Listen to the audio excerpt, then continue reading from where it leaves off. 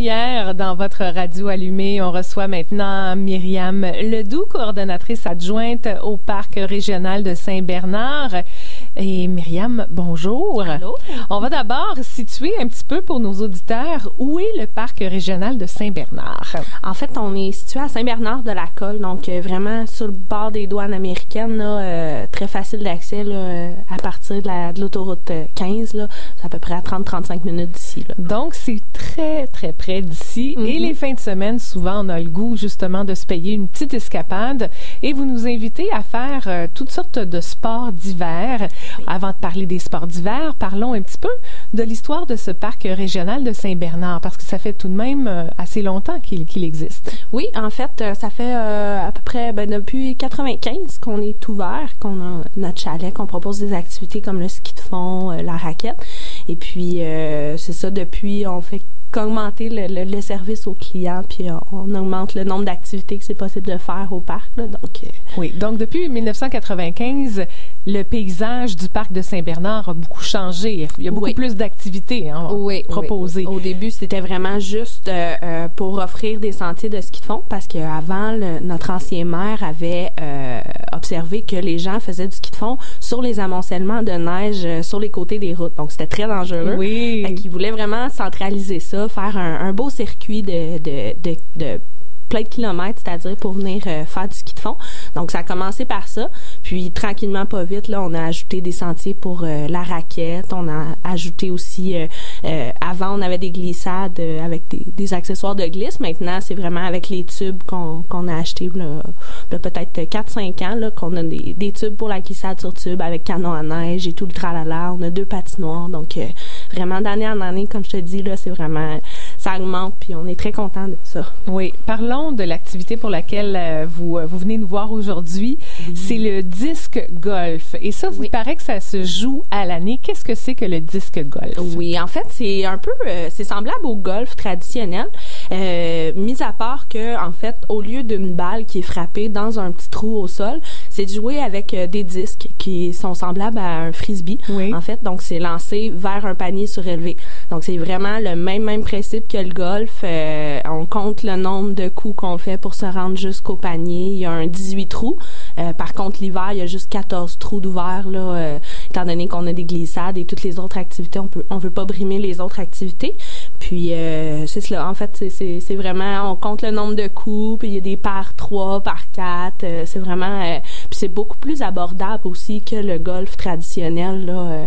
C'est moins cher. Oui. Pour les petites familles, là, pour les jeunes enfants, là, ça donne beaucoup plus le goût de commencer. Et on s'habille évidemment très chaudement en ce moment quand on joue au golf. Oui. Alors, effectivement, il faut s'équiper en hiver, mais combien ça peut prendre de temps pour faire un 14 trous, par exemple, au disque golf? Je dirais que pour des débutants, là, par exemple moi, ça me prend à peu près une bonne heure et demie, là, presque 2 heures. L'été, quand c'est dégagé, là, un 18 trous pour un débutant, c'est à peu près 2 heures. Fait que nous, on propose la location d'équipement, évidemment. Donc, si vous avez votre passe annuelle pour le parc et vous avez vos propres disques, il n'y a aucun autre frais qui sont rattachés à cette activité-là. Par contre, si vous n'avez pas vos disques puis vous aimeriez essayer l'activité, ben là, à ce moment-là, nous, on fait la location de disques. Fait qu'on vous les loue pour la journée. Fait que vous faites le nombre de fois le parcours que vous voulez. C'est vraiment à votre bon plaisir. À notre discrétion. Oui. Ben, on vous garde avec nous, Madame Myriam Ledoux, pour parler justement de ces possibilités de louer pour nos activités, que ce soit des patins ou des skis aussi. Est-ce que c'est possible de le faire à Saint-Bernard? On en parle dans les prochaines minutes. Baptiste Djabi-Komi au FM 103.3 dans votre radio allumée. On parle maintenant à Myriam Ledoux, qui est coordonnatrice adjointe au parc régional, parc régional de Saint-Bernard. C'est juste à côté de la Colle. C'est à 30 minutes d'ici, très facile de s'y rendre. Plein d'activités hivernales offertes. Et la chose facile, c'est qu'on peut louer aussi beaucoup d'équipements. Alors, qu'est-ce qu'on peut louer sur place pour les jeux qui sont offerts? Oui, ben en fait, comme je le disais un petit peu plus tôt, on peut louer les équipements pour le disque golf.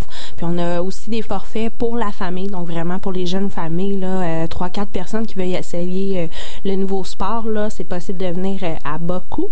Et puis, on fait la location, évidemment, de tubes pour la glissade, notre grosse activité hivernale.